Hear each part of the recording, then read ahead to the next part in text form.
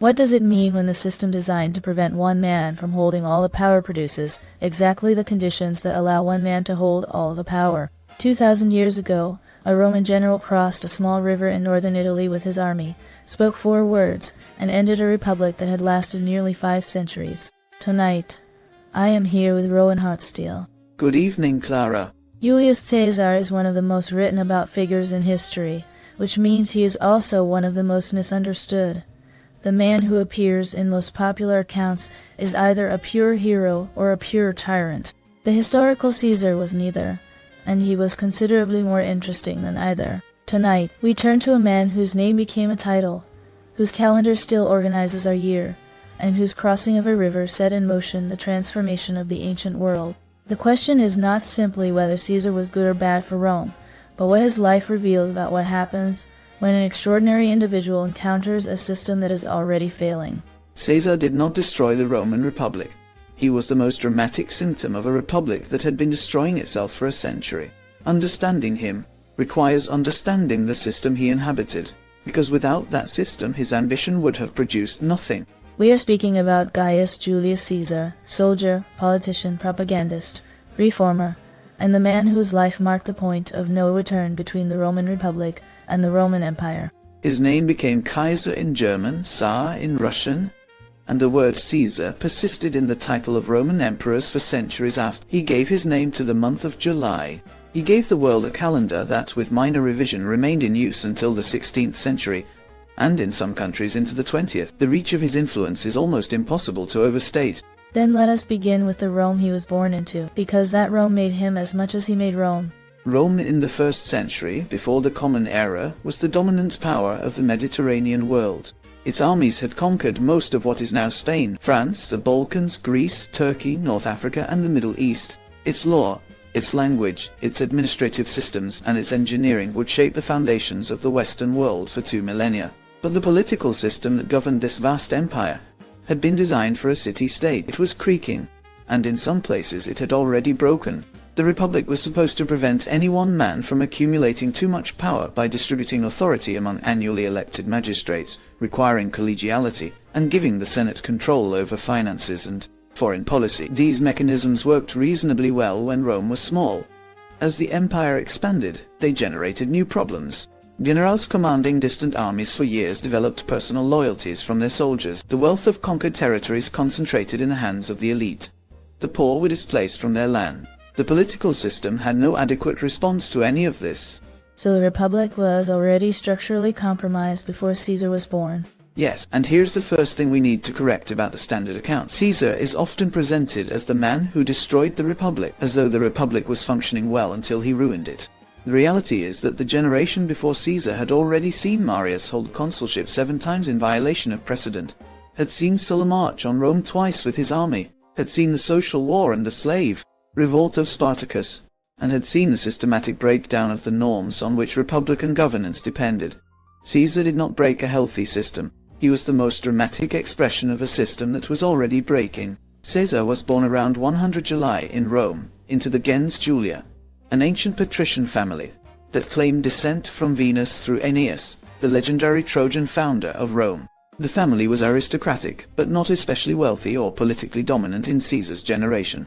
His father held the praetorship but passed away when Caesar was around 15. His connection to the Marian faction, through his aunt Julia, who was married to Marius, would prove both an asset and a mortal danger. When Sulla returned to Rome and began his proscriptions, lists of men condemned to death, and whose property could be seized, Caesar was on the list. He was a young man with no established power base connected to the Rome faction.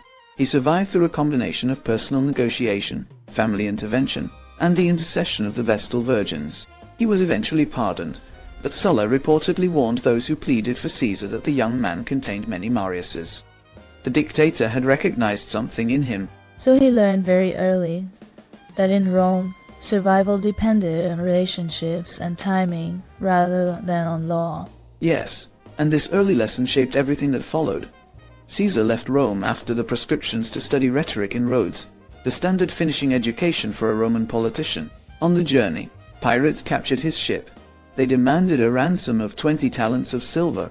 Caesar, according to the account of Plutarch, was offended by the amount and told them to demand 50 instead, as though 20 was beneath his worth. He spent the weeks of his captivity behaving as though the pirates were his subordinate, ordering them to be quiet when he was sleeping, reading them his writings, and repeatedly promising that once he was freed he would return and crucify them all. They apparently found this amusing. They should not have. Once the ransom was paid and he was released, Caesar raised a small fleet, tracked the pirates down, recovered the ransom money, and had them crucified exactly as promised. He reportedly had their throats cut first as a gesture of mercy, having come to know some of them during his captivity. The episode is a precise portrait of his psychology, the absolute self-belief, the dark humor, the cold follow-through, and the readiness to treat even his own captivity as a stage on which to perform dominance. So even as a prisoner, he refused to occupy the position of prisoner. Precisely. And this refusal to accept the role that circumstances assigned him is the through line of his entire career. He built his political career through the standard mechanisms of Roman public life: courtroom oratory, patronage networks, public generosity on a scale he could not afford, and the accumulation of debts that were both financial and political. He was reportedly so deeply in debt by his 30s that his creditors tried to prevent him from leaving Rome to take up a provincial assignment. Crassus, the richest man in Rome, guaranteed enough of his debts to let him go. The first triumvirate, formed around 60 before the Common Era, was not an official institution. Pompey was the greatest military hero of the era, conqueror of the East. Crassus was the wealthiest man in Rome. Caesar had political skill, popular support, and connections. Each had something the others lacked. Together they were unstoppable. Separately, each was blocked. Caesar cemented the alliance by giving his daughter Julia to Pompey in marriage, despite the fact that Julia was already betrothed to someone else. Julia and Pompey, by most accounts, developed a genuine affection. Her death in childbirth in 54 before the Common Era removed the personal bond that had held the arrangement together more effectively than any formal agreement. Caesar and Pompey would be in open conflict within a few years. So a personal relationship held together a political structure that formal institutions could not. Yes, his consulship in 59 was a turning point. He pushed through agrarian legislation, an alliance with Egypt, and trade regulations over the obstruction of his colleague Bibulus, and the resistance of conservative senators. When Bibulus tried to block legislation by announcing religious omens that technically suspended public business, Caesar simply continued. He had enough popular support and enough muscle on the streets to proceed. The conservatives who watched were appalled. The constitutional machinery had been visibly overridden. After his consulship, Caesar needed a provincial command that would provide him with immunity from prosecution, the wealth to pay his debts, and an army loyal to him personally. He got the governorship of Gaul, which encompassed the northern Italian territories and the southern coast of modern France. What he then proceeded to do went far beyond governing. He conquered the whole of what is now France, Belgium, and parts of Germany in 8 years of continuous campaigning. The Gallic Wars transformed Caesar and Rome simultaneously. He demonstrated a kind of military genius that combined speed of movement, engineering innovation, logistical mastery, and a personal relationship with his soldiers that was unusual even by Roman standards. He shared their hardship, knew their names, rewarded success generously, and inspired the kind of loyalty that made men willing to attempt the apparently impossible. His legions came to think of themselves not simply as Roman soldiers but as Caesar's men. So he was transforming the nature of military loyalty from the state to the person. Yes. The bridge over the Rhine in 55 before the Common Era is one of the clearest examples of his military theatre. The Rhine was a natural frontier. No Roman army had crossed it with a bridge before. Caesar built one in 10 days, led his army across, demonstrated Roman power to the Germanic tribes, then withdrew and had the bridge demolished. The bridge served no permanent strategic purpose. Its purpose was psychological and political. It showed that Caesar could do what no one else had done, and that natural frontiers did not restrain him. The revolt of Vercingetorix in 52 before the Common Era and the siege of Alesia represent Caesar at the peak of his military genius. Vercingetorix was an Arvernian nobleman who had united most of Gaul in a coordinated uprising, a serious strategic challenge that threatened to undo 8 years of conquest. He adopted a strategy of denying Caesar supplies and wearing down the Roman army through attrition. Caesar responded by besieging him at the hilltop fortress of Alesia. What followed was one of the most extraordinary military engineering operations in ancient history. Caesar constructed a ring of fortifications around Alesia to trap Vercingetorix, and then a second ring of fortifications facing outward to protect his besieging army from the massive Gallic relief force that arrived. His army was simultaneously besieging a fortress and defending itself from attack from the outside. The relief force outnumbered him significantly. He held both lines. So he was fighting on two fronts simultaneously while constructing major military works. Yes. When the relief force was defeated and Vercingetorix realized that no further help was coming, he rode out of Alesia in full armor and surrendered at Caesar's feet. The image became iconic, the Gallic resistance embodied in one man, laying down before the Roman commander. Vercingetorix was kept as a prisoner for 6 years and then executed in Rome during Caesar's triumph. The scene carried the full symbolic weight of conquest, and Caesar knew exactly what he was doing with it. Throughout the Gallic Wars, Caesar was also writing. His commentaries on the Gallic War is one of the most extraordinary pieces of political propaganda in ancient literature, though it does not read like propaganda. It reads like a clear, direct military report. It is written in the third person as though someone else were observing Caesar's campaigns with detachment. The objectivity is constructed. Failures are minimized. Threats are magnified to justify responses. Violence against Gallic populations is presented as necessary and appropriate, and all of it was being sent back to Rome, where it was read aloud, shaping public opinion about the man who was making history across the Alps.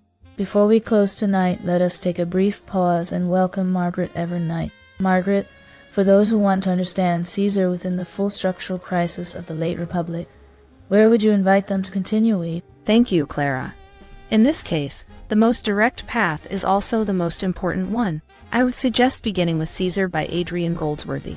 So this is a biography that takes seriously both the man and the system that produced him. Goldsworthy presents a detailed and highly readable study of Caesar within the larger crisis of the late Roman Republic. The book examines his family background, political rise, military campaigns in Gaul, civil war, relationship with Cleopatra, reforms in Rome, and assassination, placing each within the structural weaknesses of the Republic and showing how his extraordinary abilities interacted with a political system already under immense strain. Is it accessible to readers without a background in Roman history? Goldsworthy builds the necessary context as he goes. No prior knowledge of Roman history is required. The book is long but consistently readable, and it is particularly good at making the mechanics of Roman politics comprehensible to a modern reader who might find the institutional details confusing in drear accounts. So it gives the reader both Caesar and the world that made Caesar possible. Precisely. And Goldsworthy is careful to resist both the heroic and the villainous versions of Caesar, presenting him as a human being operating within recognizable political dynamics rather than as a historical force of nature. Thank you, Margaret. That is a thoughtful place to pause tonight. Thank you, Clara. It was a pleasure. With the death of Crassus at the Battle of Carrhae in 53, before the Common Era and the death of Julia, in childbirth in 54, the bonds holding the triumvirate together dissolved. Pompey drifted toward the senatorial conservatives who feared Caesar's popularity and his army. The conflict over Caesar's command became the constitutional crisis that ended the Republic. The Senate demanded that he return to Rome without his army. In practical terms, this meant surrendering immunity from prosecution and facing the enemies who had been waiting for exactly this moment. In January of 49, before the Common Era, Caesar led his army across the Rubicon, a small river that marked the boundary between the province of Cisalpine Gaul and Italy proper. Roman law forbade any general to cross into Italy with troops. To do so was to declare war on the Roman state. Caesar knew exactly what he was doing. The ancient sources attribute to him the phrase "the die is cast," an acknowledgement that he had passed a point from which there was no return. He was not announcing confidence. He was acknowledging irreversibility. So the Rubicon was not a moment of triumph, but a moment of committed catastrophe. Yes, Pompey and the senators fled Rome rather than defend it. Retreating to Greece to gather forces, Caesar entered Rome without bloodshed, took control of the treasury, and immediately began projecting clemency. He would not be Sulla. He would not proscribe his enemies. Those who surrendered or stood aside would be spared. This policy of clemency was both genuinely held and strategically brilliant.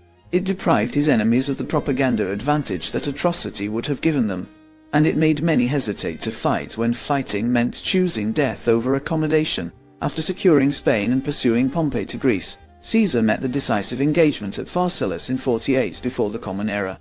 Pompey's army outnumbered Caesar's substantially. and Pompey had the formal legitimacy of senatorial authorization. Caesar had better trained soldiers and superior tactical judgment. He won decisively. Pompey fled to Egypt, where the court of the young Ptolemy XIII had him killed, calculating that Caesar would be grateful. Caesar was not. When presented with Pompey's severed head, he reportedly turned away, unable to look. In Egypt, Caesar became entangled with the Ptolemaic succession crisis. Cleopatra, joint ruler with her brother and co-regent Ptolemy XIII, had been expelled from court by her brother's faction. She had herself smuggled into the palace to meet Caesar, reportedly rolled inside a carpet or a linen sack. Cleopatra was not primarily the romantic figure of later legend. She was a highly capable ruler, the first Ptolemaic monarch to bother learning Egyptian, fluent in multiple languages, politically astute, and acutely aware of what Roman support meant for her survival. So their alliance was strategic, as much as personal? Yes. Caesar supported Cleopatra, defeated her brother in the Alexandrian War, and spent months in Egypt, from which emerged a son, Caesarion, whom Cleopatra claimed was Caesar's child. Whether Caesar acknowledged this privately or officially is unclear, but the existence of Caesarion would become politically significant after Caesar's death. He then returned to Rome, via campaigns that eliminated the remaining opposition in North Africa and Spain, arriving back in Rome in 45 as uncontested master of the Roman world. In Rome he accumulated honors and offices at a speed that alarmed even his supporters. He held the dictatorship multiple times and was eventually named Dictator Perpetuo, dictator in perpetuity, which meant for life. He was given the right to sit on a golden chair in the Senate, to wear the purple of a triumphant general permanently, and to be worshipped as a god in some eastern provinces. The word king was never officially applied to him, but what he was accumulating was functionally indistinguishable from monarchy. His reforms during this period were real and significant. He extended Roman citizenship, founded colonies, addressed debt, reorganized the provinces, commissioned major public works, and reformed the calendar. The Julian calendar, introduced in 45 before the Common Era with advice from the Egyptian astronomer Xerxes, replaced the chaotic Roman lunar calendar with a solar year of 365 days and a leap year every 4 years. It remained the standard European calendar until the Gregorian reform of 1582. And its basic structure persists to this day. So the man who ended the Republic also gave us the year. Yes. And this coexistence of authoritarian concentration of power with genuine practical achievement is characteristic of his entire career, and is what makes simplistic moral judgments about him inadequate. The conspirators who organized to end his life on the Ides of March in 44, before the Common Era, were acting from a mixture of genuine republican conviction, personal resentment, fear for their own futures, the political illusion that removing Caesar would restore the system he had overturned. Brutus and Cassius led a group of approximately 60 senators who had agreed to act together. Brutus was significant as a symbol. He was associated in Roman memory with the Brutus who had expelled the kings and founded the Republic. His participation gave the conspiracy a claim to republican legitimacy that purely self-interested motives would not have provided. The Senate meeting was held in the theater of Pompey, because Caesar's own building projects had not been completed. The conspirators gathered around him as if to present a petition. Caesar was struck 23 times. He fell at the foot of a statue of Pompey. The ancient sources describe him as pulling his toga over his face as he fell, a detail whose meaning has been debated ever since. Privacy, dignity, or the knowledge that there was nothing more to be done. The conspirators had expected to be welcomed as liberators. The city responded with confusion and fear, not celebration. At Caesar's funeral, his will was read publicly. He had left a substantial gift of money to each Roman citizen. The crowds heard this and turned on the conspirators. The reading of the will, the sight of the wounds on his body, the grief of his veterans, these transformed the political situation within hours. The conspirators fled Rome. They had removed Caesar from the world and discovered that Caesar's absence did not restore the Republic. It created a vacuum that was far more dangerous than his presence had been. So, the assassination that was meant to save the Republic accelerated its final destruction. Yes, Caesar's adopted heir Octavian, a young man of 18, stepped into the vacuum with cold determination. Over the following decade he defeated Mark Antony and Cleopatra, eliminated the last of the conspirators, and accumulated power with a patience and political skill that Caesar might have recognized and admired. When Octavian became Augustus in 27 before the Common Era, he became the first Roman emperor, carefully maintaining the forms of republican government, while concentrating its substance entirely in his own. He had learned from Caesar's mistake that the appearance of monarchy was as dangerous as its reality. Caesar did not live to become an emperor in the later sense. He made the empire possible. The question of whether he saved Rome from a system that could no longer function or destroyed the last possibility of republican renewal has no settled answer. What is clear is that the republic he inhabited was already deeply compromised, and that his extraordinary abilities applied to the specific vulnerabilities of that system produce a transformation from which it never recovered. Thank you for staying with us tonight, and thank you, Rowan, for guiding us through the bridge over the Rhine. Caesar reminds us that the most consequential figures in history are rarely the ones who break systems that are working. They are the ones who have the intelligence and the nerve to exploit systems that are already broken. If this conversation stayed with you, you are welcome to like, comment, and subscribe. You will find other episodes here where history, ideas, and power are approached slowly. Until next time, stay with us.